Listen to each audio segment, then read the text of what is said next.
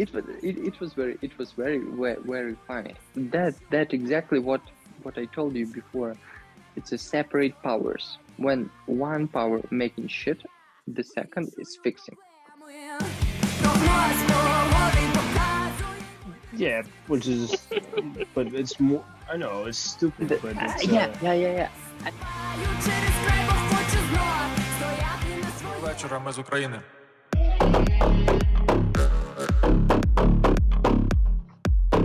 Good evening. This is Joe Lindsley talking to you from Skola in the Carpathian Mountains of Western Ukraine, and my friend Zakhar Pikh speaking from Kiev. I'm in Kiev, in the capital of the greatest country in the world, Ukraine.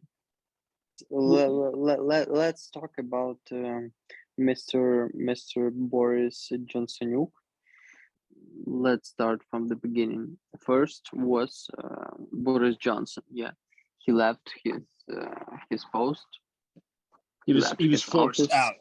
He didn't choose to leave. He was forced. And today it happened with Draghi in Italy. Mm-hmm. The Prime Minister of Italy. Yeah, exactly, Prime Minister of Italy, and also the President of Italy made shit to sign some paper, and in September it will be votings to the parliament in Italy, and most of the votes, like in September, will win the party what is very pro-Russian. It's the party of 5 stars, and it's a populist shit. And we can see in Europe that Russians motherfuckers are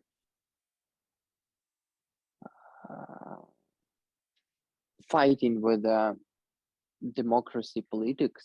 For example, Boris Johnson and Draghi, and in France, that bitch, yeah, I don't remember her name. And also in Spain, they have the party like that, like pro-Russian, and on every this shit, like we can see with the grains from Ukraine are not going to Africa. That mean the people from Africa will start going to Europe again, and all of that, it's a fucking manipulation of Russia to stop giving weapons to Ukraine and stop helping to Ukraine. I'm glad you mentioned it, because I was, my paranoid mind wondered about. Boris Johnson has been such, Ukrainians, like a lot of the world laughs at Boris Johnson, but Ukrainians say thank you. I mean, he was one of the first foreign leaders to come to Kyiv when it was still pretty dangerous.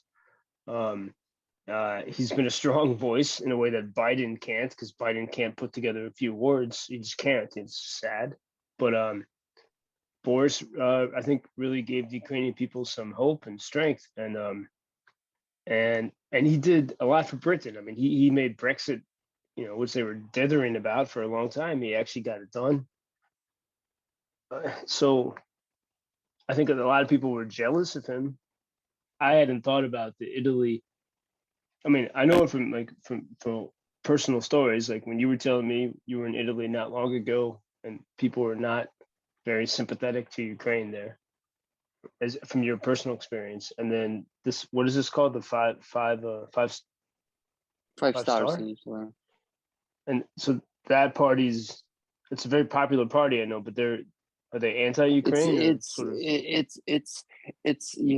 a popular party, yeah, in Italy, and it's very, very bad that it is popular, because it's the same like we had in Ukraine, party of regions, or that shit what was after that. And it's fucking pro-Russian useless idiots with just making the shit what Russia want and nothing more. And they are destroying like your country from the heart. If Russia is coming from abroad with her rockets and soldiers, and the politics, the shitty politics, are destroying the same your country, but from the heart, from inside. So it's I don't know what is worse. And you mean destroying? You mean within Italy destroying, or you mean here? I mean, I'm so sorry. Please excuse me, everyone, but I don't care about Italy. I care about European Union, and Italy is very strong country in that union.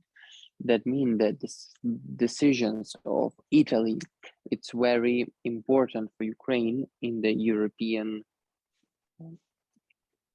Union decisions at all about Ukraine. What means if the Italy will say no, we like Russia, they can stop some shit what is going to help Ukraine with the war with Russia. Well, and at least in Britain, there's now two contenders, and it's so sad. I think about Boris. Of course, there are problems, but one of the two contenders to take over is Liz Truss. She's been pretty, very strong on Ukraine, but then she said she would agree to meet with Vladimir Putin in Indonesia at the G20 because she thinks by meeting with him she can negotiate. And when I saw that, I said, she doesn't understand this at all. And this is the person who could, I mean, she'd be better than the other guy, the Sunak, I think, because she's been in favor of giving weapons to Ukraine, but she thinks she can somehow meet with Putin and change his mind. President Zelensky he suspended the chief of Ukrainian intelligence, the SBU, who was his best friend or one of his closest friends from childhood, and they worked in television together. What I don't know if you want to say anything about that, but because I've heard two different perspectives on this.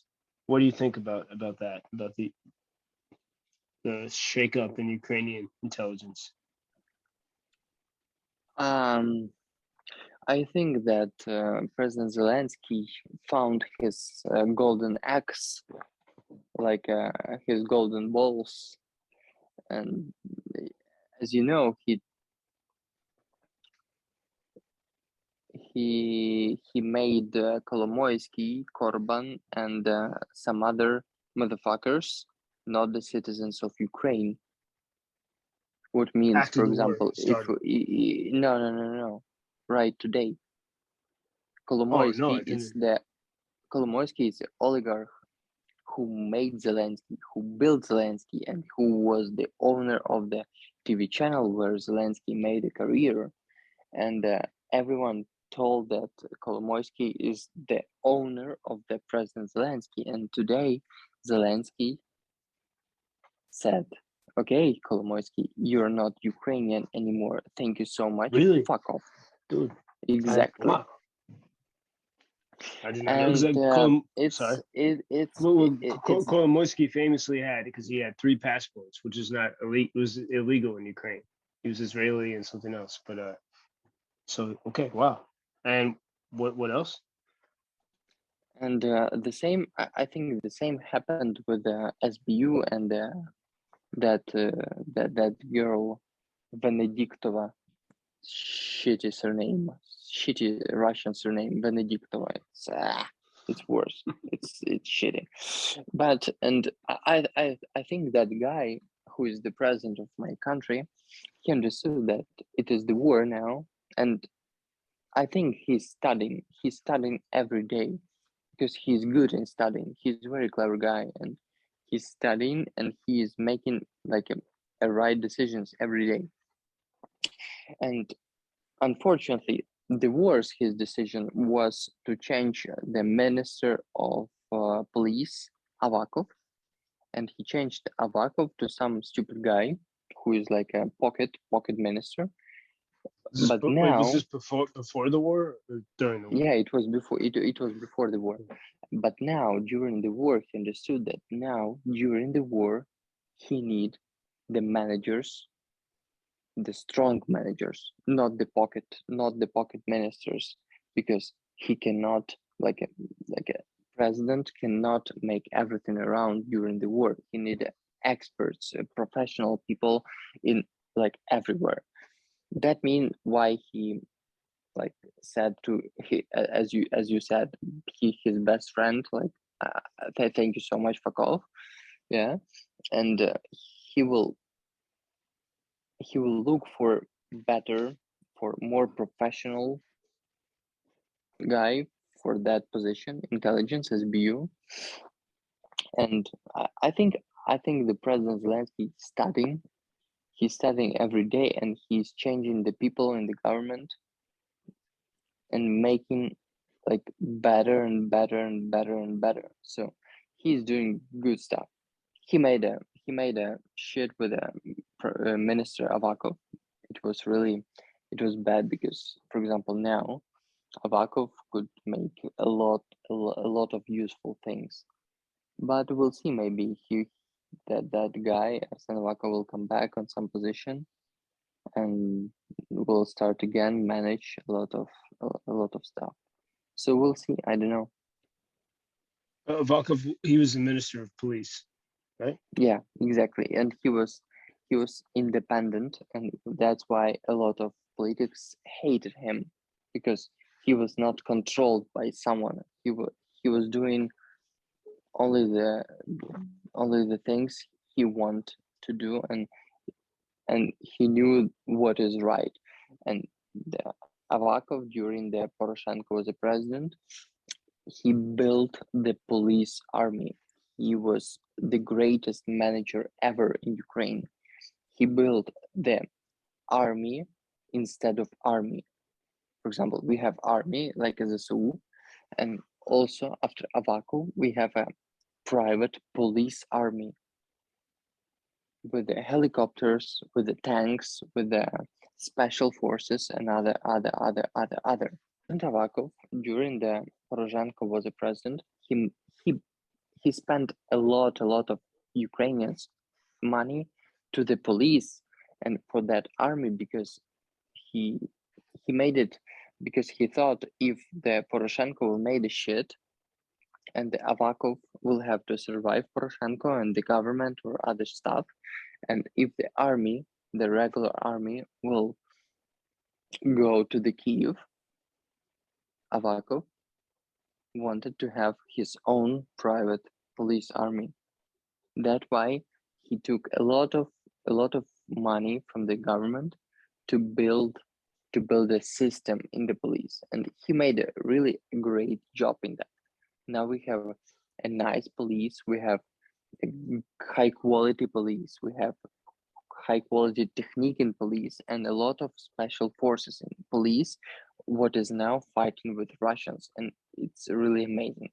Well, and as an American, I have to tell people that, because when you hear this as an American, you say, I mean, a lot, we want the police to have that much power, but every interaction I've had with police officers in Ukraine, they realize that the people are the sovereign. And I think this is definitely because of the 2014 Revolution of Dignity. But I remember the first time I encountered this was traveling back with friends from the mountains, and my friend is sort of a bad driver and was speeding. This person, and so we got pulled over. And while we're waiting for the police officer to approach us, the guy in the passenger seat, Spy Yura, gets out to have a smoke. I'm like, dude, don't get out of the car. You're gonna get shot. He's like, no, it's fine. And like in America, you could get shot for that. But the police are extremely respectful from everything I've seen of the people here. And even in wartime and curfew, like the other day, I had a meeting that went late. I came home after curfew, and I met the police, and you have your conversation, you explain what you're doing, and everything's calm and peaceful, and the police are kind here. So, but that guy, Oh man, he, I tell you, it's 100%. Like we have a private, like really, it's a private army in the police. and it's not worse than the regular army in Ukraine. And now after that we can make a decision that we have two armies, two separate powers, and if one of them will make something wrong, the second one will fix it.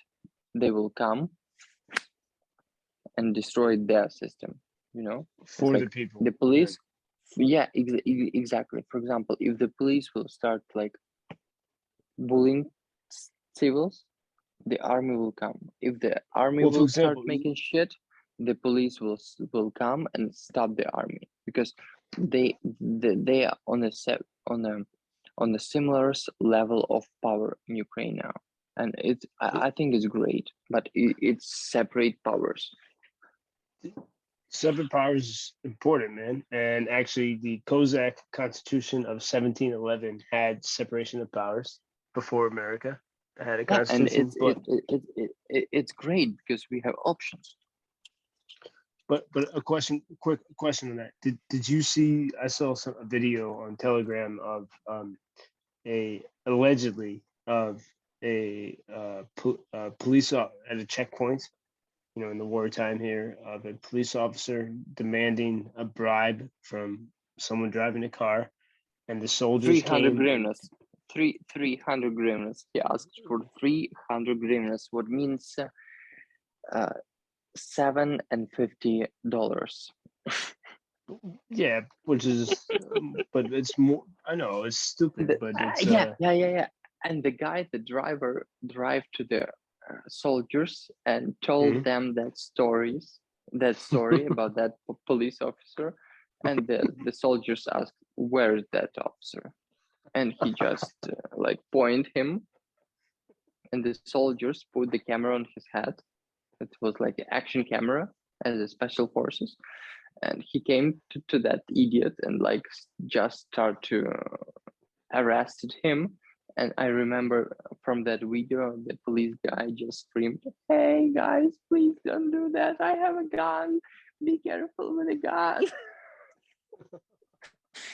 It was very funny. And it's and that exactly what I told you before. It's a separate powers. When one power making shit, the second is fixing.